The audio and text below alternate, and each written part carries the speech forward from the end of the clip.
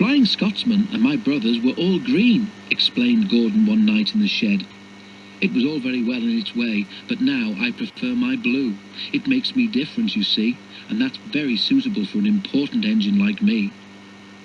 The engines in our old line used to be blue, remembered Donald, but nae sae dark as we are. Dougie and me never were, though.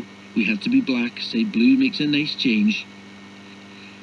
I like my green too, agreed Henry. I'd hate to be red like James. People would think I was a fire engine. At least people can see me coming, retorted James. I don't disappear into the background like some engines I could mention.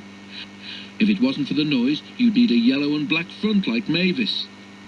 Henry's protests were drowned in the laughter of the other engines, and he went to sleep wondering how to pay James out. Henry was still cross next morning.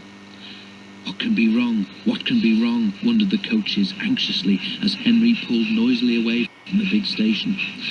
Do come along, Henry snorted impatiently.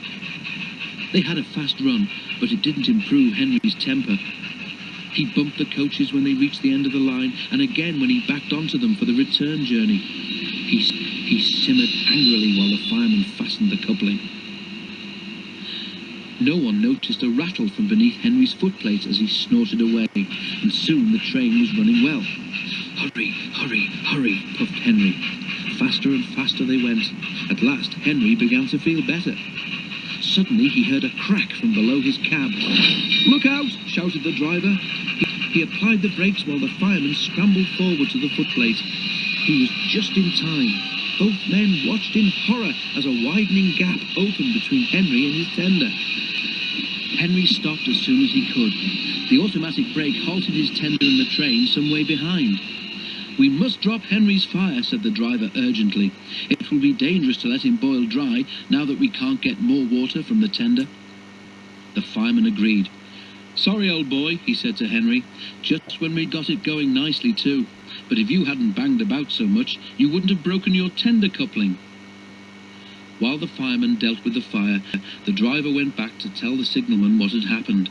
When he returned, he found Henry completely hidden in a huge cloud of black smoke which billowed from beneath his cab. The fireman emerged, choking. Henry's fire set the sleepers alight, he spluttered. You stay here. I'm going to phone the fire brigade. The driver eased Henry clear of the blaze, and then Edward came to take his train on. Henry felt most uncomfortable. Workmen made Henry a temporary coupling. They rejoined him to his tender, and then the driver and fireman lit a new fire and drove him gently home. Edward, who had of course seen everything, told the others. They were careful what they talked about that night. As for Henry, he was touchy on the subject of fires for some time afterwards. But James was quick to notice that from then on, Henry stopped making rude remarks about the colour of fire engines.